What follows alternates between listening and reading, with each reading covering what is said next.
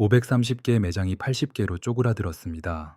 한때 전국 모든 번화가를 점령했던 탕후루 전문점이 하루에 2곳씩 문을 닫고 있습니다. 월 매출 8,600만 원을 찍던 가게가 하루 판매량 10개도 안 되는 처참한 상황으로 추락했습니다. 전 재산을 털어넣고 창업했던 사장님들은 평균 1억 원이 넘는 빚더미 위에 올라앉았습니다. 이건 단순히 탕후루 하나의 이야기가 아닙니다. 대왕 카스테라부터 흑당 음료, 그리고 약과와 두바이 쿠키까지 대한민국에서 똑같은 비극이 10년째 반복되고 있습니다. 그런데 오늘 이 이야기를 끝까지 들으시면 이 잔혹한 위기를 오히려 기회로 뒤집는 방법까지 알려드리겠습니다. 같은 폐허 위에서 업종을 전환해 월 매출 8천만 원을 다시 만들어낸 사람들이 실제로 있습니다. 레드오션 한가운데서 블루오션을 찾아낸 자영업자들의 전략을 후반부에 낱낱이 공개하겠습니다. 그러니 지금 창업을 준비하고 계신 분이든 이미 장사를 하고 계신 분이든 절대 이탈하지 마시고 끝까지 함께 해주십시오. 자, 그러면 이 처참한 몰락이 대체 어디서부터 시작되었는지 처음으로 돌아가 보겠습니다. 2023년 대한민국 거리 풍경을 기억하십니까?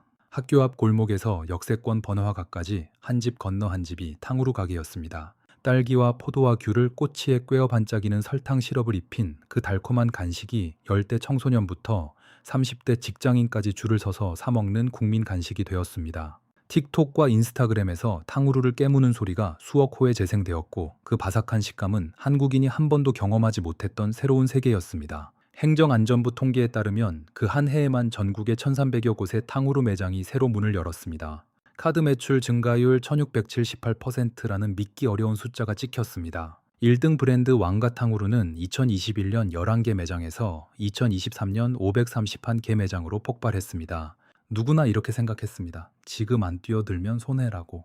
퇴직금을 깨고 대출을 받고 전 재산을 끌어모아 가게 문을 연 사람들이 전국 곳곳에 넘쳐났습니다.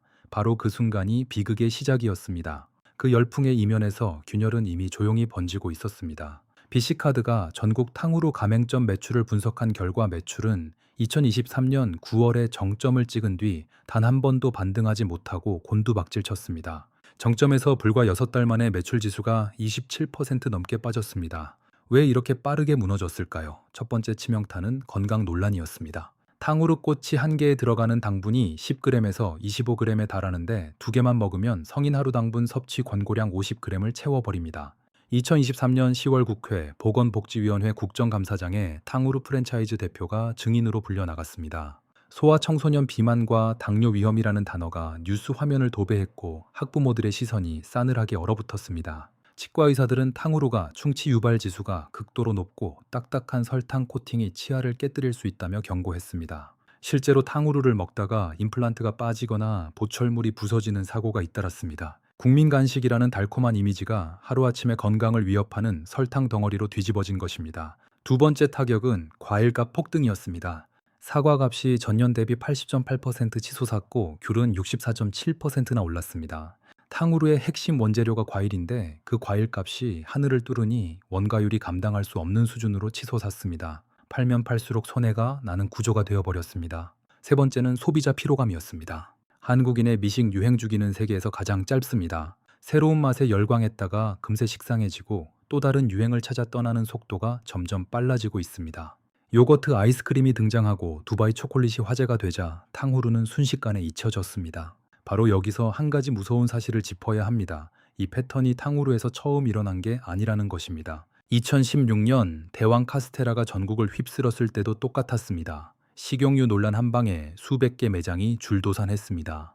흑당 음료도 마찬가지였습니다. 2019년 검은 물결처럼 번화가를 뒤덮었던 흑당 전문점들이 1년도 안 되어 절반 넘게 사라졌습니다. 약과 열풍도 소금빵 유행도 크로플붐도 전부 같은 궤적을 그렸습니다. 유행이 폭발하면 너도나도 뛰어들고 시장이 포화되면 한꺼번에 무너지는 이 잔인한 구조가 10년째 똑같이 반복되고 있습니다. 그렇다면 대체 왜 사람들은 이 함정에 반복해서 빠지는 것일까요? 가장 큰 원인은 낮은 진입 장벽입니다.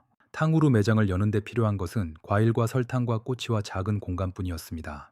특별한 기술이나 오랜 경험 없이도 당장 내일이라도 가게를 열 수 있다는 환상이 사람들을 빨아들였습니다. 여기에 프랜차이즈 본사의 장밋빛 수익 보장 광고가 기름을 부었습니다.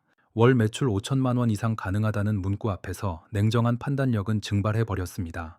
정부의 소상공인 대출 정책도 이 비극을 부추겼다는 지적이 나옵니다. 중소벤처기업부 올해 소상공인 예산 5조 4천억 원 가운데 약 62%인 3조 3,620억 원이 대출 지원에 집중되어 있습니다. 쉽게 빌려주되 빌린 뒤에 어떻게 되는지는 아무도 책임지지 않는 구조입니다. 미국과 일본은 전문가가 재무자료를 분석해서 창업 가능성을 진단한 뒤에 자금을 지원합니다. 그런데 한국은 자영업자가 스스로 판단해서 뛰어들고 스스로 책임져야 하는 구조입니다. 결국 유행이 지나가면 남는 것은 텅 빈 매장과 갚을 길 없는 빚뿐입니다. 중소기업중앙회가 폐업 자영업자 820명을 조사한 결과 폐업 결심 당시 평균 부채가 1억 236만 원이었습니다. 폐업 비용만 평균 2,188만 원이 들었습니다. 가게 문을 닫는 것조차 돈이 드는 이 잔혹한 현실 앞에서 사장님들의 눈물은 마를 날이 없었습니다. 서울에서 탕후루 전문점을 운영했던 한 사장님은 이렇게 말했습니다. 개점 초기에는 줄을 서서 사 먹을 정도로 반응이 좋았지만 비슷한 가게가 주변에 하나둘 늘어나면서 매출이 절벽처럼 떨어졌다고, 유행이 끝났다는 걸 체감한 뒤에는 손을 떼는 수밖에 없었다고. 지금 그분은 가게를 정리하고 직장인으로 복귀했습니다. 경기 지역의 또 다른 사장님은 탕후루 간판을 내리고 디저트 카페로 업종을 바꿨는데 그 과정에서 권리금 회수는 사실상 불가능했고 재료와 장비 처리에만 수백만 원이 추가로 나갔습니다. 자영업자 온라인 커뮤니티에는 창업 당시 쉽게 돈을 벌 수 있다는 말만 믿고 뛰어들었는데 남은 건 빚과 정리 비용뿐이라는 절규가 가득합니다. 왕가탕후루 매장 수 변화를 보면 소름이 끼칩니다. 2021년 11개에서 2022년 43개로 늘었고 2023년 531개로 폭발한 뒤 2024년 151개로 쪼그라들었고 2025년에는 78개까지 추락했습니다. 정점 대비 85%가 증발한 것입니다. 전국 탕후루 매장 1795곳 가운데 53%가 문을 닫았습니다. 2024년 한 해에만 620곳이 폐업했고 2025년에도 380곳이 사라졌습니다. 하루 평균 2곳씩 간판이 내려가는 속도입니다. 폐업까지 걸린 평균 시간은 고작 3년이었습니다. 3년이면 대출 원금도 다 못 갚는 기간입니다. 그러면 이제 가장 중요한 이야기를 하겠습니다. 이 처참한 폐허 위에서 과연 기회를 찾은 사람들은 어떻게 한 것일까요? 여기서부터가 오늘 영상의 핵심입니다. 첫 번째 생존 전략은 업종 전환의 골든 타임을 잡는 것입니다. 살아남은 자영업자들의 공통점은 매출이 바닥을 치기 전에 기존 장비와 매장을 최대한 활용해서 빠르게 메뉴를 바꿨다는 것입니다. 탕후루 장비로 과일 디저트 카페나 수제 음료 전문점으로 전환한 매장들이 실제로 살아남았습니다. 두 번째는 유행 아이템을 단독 메뉴가 아니라 보조 메뉴로 활용하는 전략입니다. 탕후루만 파는 전문점은 무너졌지만 카페나 분식점에서 사이드 메뉴로 탕후루를 넣은 곳들은 유행이 지나도 본업이 버텨주니까 타격이 적었습니다. 세 번째는 지금 이 순간 블루오션을 찾는 눈을 기르는 것입니다. 2026년 현재 전문가들이 주목하는 분야는 세 가지입니다.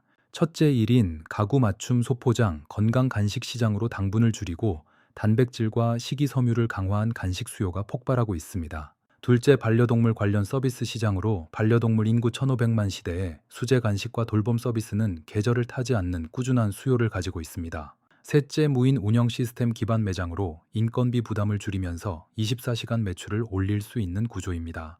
이 세 분야의 공통점은 유행이 아니라 구조적 수요에 기반한다는 것입니다. 유행 창업에 뛰어들기 전에 반드시 스스로에게 물어야 할 질문이 세 가지 있습니다. 이 아이템이 3년 뒤에도 사람들이 찾을 것인가? 반경 500m 안에 같은 가게가 이미 3곳 이상 있는가?